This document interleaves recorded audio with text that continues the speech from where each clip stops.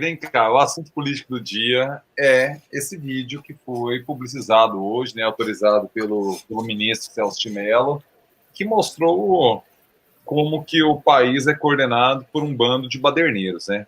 Maloqueiros institucionais que não respeitam o cargo, que não respeitam a instituição, É. se portam em um ambiente público como se em ambiente privado estivessem, né? Porque eu não quero pagar de falso moralista, porque eu sou extremamente boca suja e falo merda pra caralho. E aqui eu posso falar merda pra caralho, lá na rádio eu falaria assim, bobagem pra cacete. Eu falaria lá porque eu respeito pelo ambiente público. No ambiente privado aqui entre nós, né? E quem está aqui no canal, ele tem o direito de sair daqui. É menos zeloso, é menos respeitoso do que a imperativa. A gente não imaginava que seria um clima tão de boteco, de fim de open bar, nem início de open bar, de fim de open bar que governasse a gente, né? E você, recentemente, foi vítima de ataques vis por parte da claque bolsonarista, né? De forma muito violenta, muito agressiva, né? Quando você viu aquele ser que não merece ser citado, que fez uma edição vil de um vídeo, entendeu? Eu não sabia que ele existia, né? Tem que falar, né, para a rapaziada ligar, assim, o tal do Gayer, né? Gabriel Gayer. Esse cara, Gustavo Gayer, desculpa.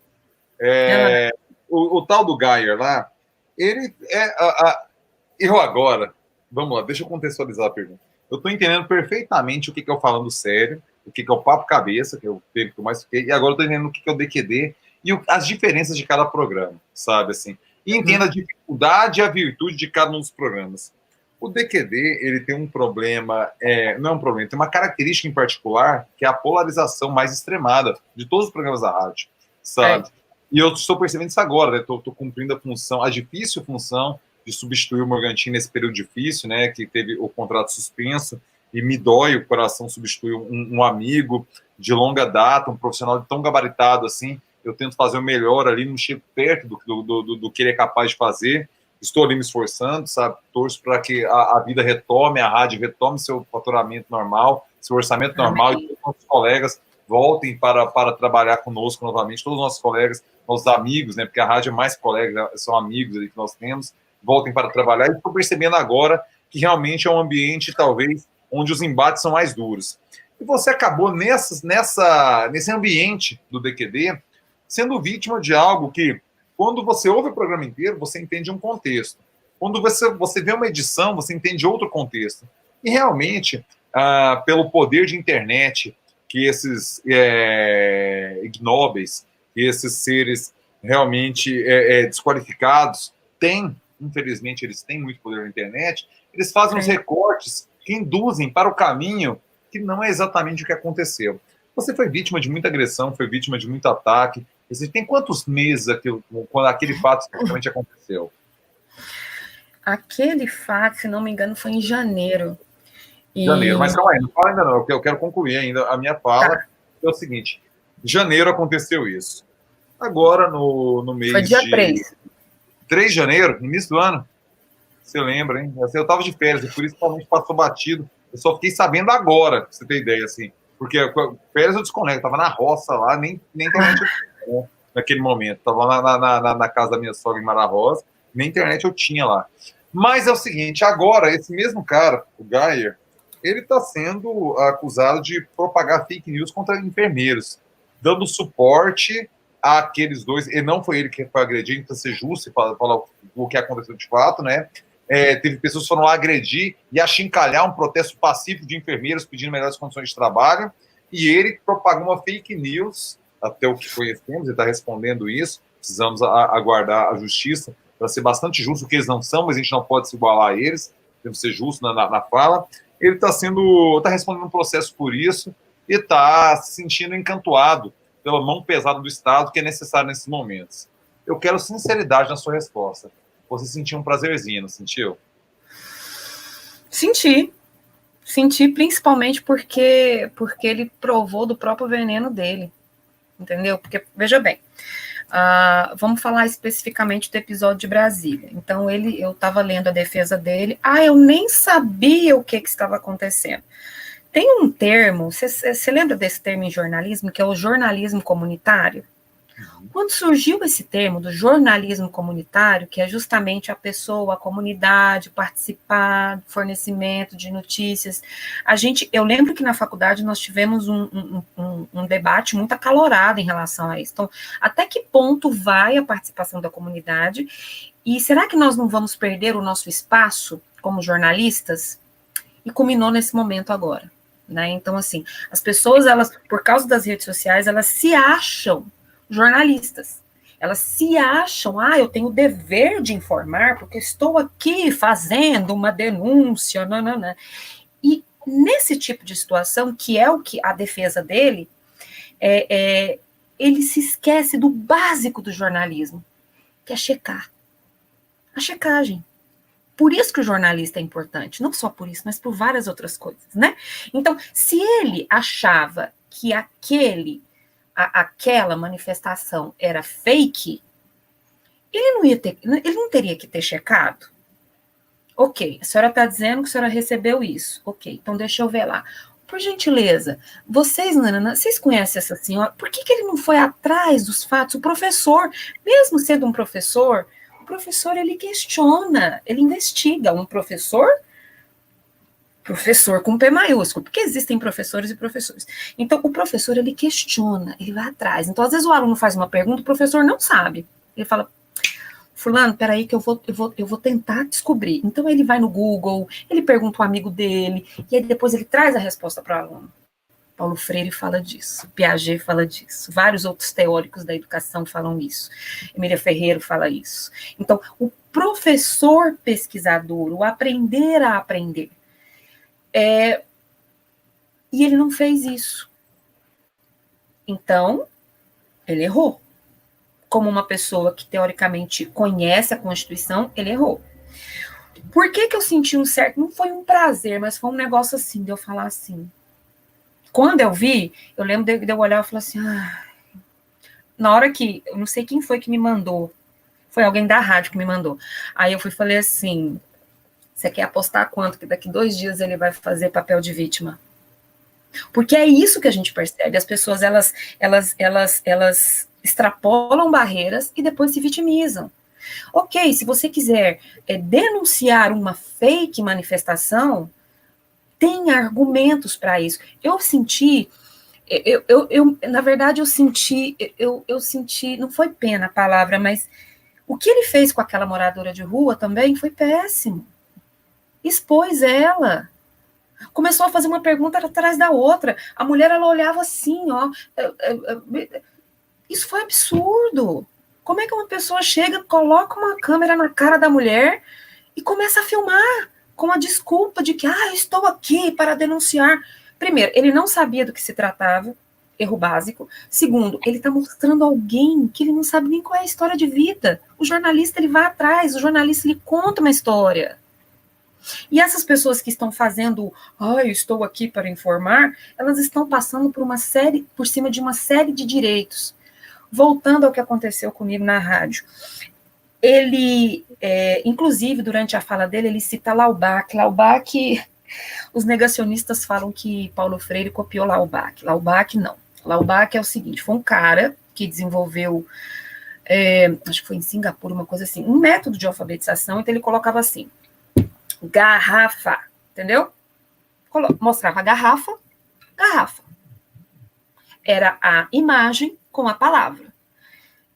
Se não me engano, o Watson, do behaviorismo, ele também falava isso, que a melhor forma da criança aprender é mostre a figura e mostre a palavra. Psicologia, tá? O Paulo Freire, não. O Paulo Freire, ele contextualiza aquilo para a pessoa. Na alfabetização, o método Paulo Freire não tem um método, é diferente. Laubach tem uma cartilha, Paulo Freire não tem um método. Ele fala o seguinte, entenda quem é o seu aluno, a historicidade do seu aluno, e baseado na historicidade dele, traga elementos que façam sentido para ele. Diferente Laubach. E ele não deixa eu falar. Então, ele foi trazendo informações erradas sobre Paulo Freire, ele foi fragmentando a ideia de Paulo Freire e fala, a pior teoria da conspiração é aquela de que existe o oprimido e o opressor. Não tem? Não tem? Mas só porque veio, porque alguém que defendeu essa história se chama Karl Marx, e porque Paulo Freire traz isso. Mas não tem isso. Pablo, fala sério, você é dono do seu destino? Não, luta de classe é um trem seríssimo. Entendeu? Então, assim, para quem que eu tô querendo mentir? Aí o cara fragmenta, ele traz esse discurso fragmentado, idiota, irresponsável desse governo, que implantou um monte de vermezinhos na cabeça do povo. O povo agora maldiz Paulo Freire, sem nem conhecer Paulo Freire. E aí começa a falar. O que ele fez? Ele editou o programa, jogou nas redes sociais, e aí, eu não sei se ele fez isso conscientemente, mas todas as vezes que eu estava na rádio, chegava um monte de mensagens do Brasil inteiro me chamando de comunista, me chamando de vagabunda, me chamando de petista. Petista e comunista virou xingamento, né? Mas aí o povo fala assim, essa mulher aí, ó, muito bem, merece apanhar. Tem que, esse povo tudo tem que levar cacete. Eu ouvi e li cada coisa, que eu falei, gente, eu não acredito. Como assim? Todo um trabalho, todo um estudo, toda uma história jogada no ralo por esse cara que está dizendo um monte de mentiras. E eu estou tentando mostrar, o tempo todo ele me interrompendo, mansplain, né? Eu falo, não, ok, deixa eu falar. Tanto é que no início do vídeo, durante todo o programa, eu falo assim, o senhor terminou de falar? Terminei. Posso falar? Pode. Então, o tempo todo que eu estou expondo o pensamento de Paulo Freire, todo o trabalho que ele fez, é claro que Paulo Freire você tem que ler. Como eu falei, não tem uma cartilha como Laubach. Ele citou Laubach, mas não tinha nem como entrar na história de Laubach, né? Então, aí, ele citou, e o tempo todo, isso serviu para muitos ataques. Gente que vinha falar no meu Facebook, me atacando. Gente que durante o tempo que eu estava lá na rádio, então, o que esse povo faz? Eu não sei como é que eles fazem, na verdade eu sei. Ele colocava o programa ao vivo, ele colocava o programa, estava gravado, tinha sido gravado em janeiro, então eles colocavam na rede social como se tivesse ao vivo. E lá tinha o número do WhatsApp da rádio. E aí eles ficam colocando nas redes bolsonaristas deles. E aí o povo, ó, o tempo todo, e eu não sei, como eu falei, eu não sei se era intencionalmente, mas geralmente era quando eu estava no ar. E era uma mensagem atrás da outra, das piores coisas de se ler, né? Então, assim, eu fiquei mal, fiquei chateada pra caramba. Falei, gente, como é que uma pessoa é capaz de fazer isso? Se você quiser me chamar para o debate, eu vou debater, mas seja honesto, sabe? Tanto é que nos bastidores, quando eu desliguei o microfone, eu falei assim, o senhor tem que tomar vergonha na cara. Eu briguei com ele, quem estava lá viu. O senhor tem que largar de ser sem educação, o senhor está me interrompendo. Eu desliguei o microfone e discuti com ele. Eu falei, isso é um absurdo. Me desculpa. Tanto é que teve uma hora que a gente voltou, vou falar, inclusive nós, eu e o professor, nós pedimos desculpa aqui, porque às vezes a gente se altera, parará. Aí ele faz isso? Não, Pablo, na boa. Não é que eu senti prazer nisso, não. Na verdade, eu senti assim, agora todo mundo vai ver sua cara, Gustavo. Agora as pessoas vão ver que você não é vítima. Agora as pessoas vão ver que você está fazendo coisa que você não sabe. E é isso que ele está fazendo. É isso que ele tem feito. Ele fez comigo. Aí eu acho que ele foi muito, muito sacana com aquela senhora, porque expôs ela de uma forma que não é legal, né? Aquela mulher, será que aquela mulher comeu? Será que aquela mulher, onde é que ela tá morando? Onde é que ela dorme? Como é que é a vida dela? Ele perguntou? Não, ele só queria fazer uma denúncia. E aqueles enfermeiros que estavam lá? Por que ele não foi lá saber o que estava acontecendo? E outra, quando mostra lá o vídeo, enfim, ele fala que o GPS prova que ele não estava lá, mas por que não pergunta? E aí, o que na verdade eu gostei de ver é o seguinte, a máscara caiu, né, meu querido? Foi isso, a máscara caiu. Agora não tem como ele mentir, não tem como ele editar o vídeo, colocar no Facebook e o povo em cima do Corém, entendeu? Igual ele fez comigo. E atacou a rádio ainda, né? Então, assim, além do cara ter um canal para ele falar, para ele expor as ideias dele, estúpidas ou não, mas estava lá. A rádio é extremamente democrática, tinha um espaço lá. Mas aí trazer notícias falsas, continuar naquilo de notícia falsa e ainda colocar, editar esse vídeo. E se você for no vídeo dele, você vai ver o tanto de comentários sobre mim e sobre o André que estão lá. Entende? Coisa que ele colocou para ele, para se autoafirmar. E ele não pensou em nenhum momento o que isso poderia causar. Aliás, essas pessoas não pensam que isso pode causar em relação às outras pessoas. Falei demais.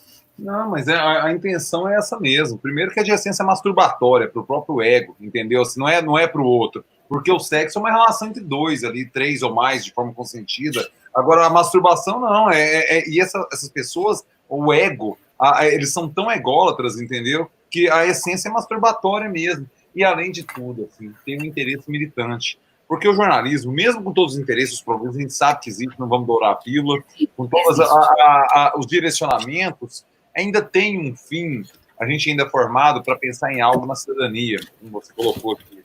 Agora, quando é militância por militância, não, tem um interesse político.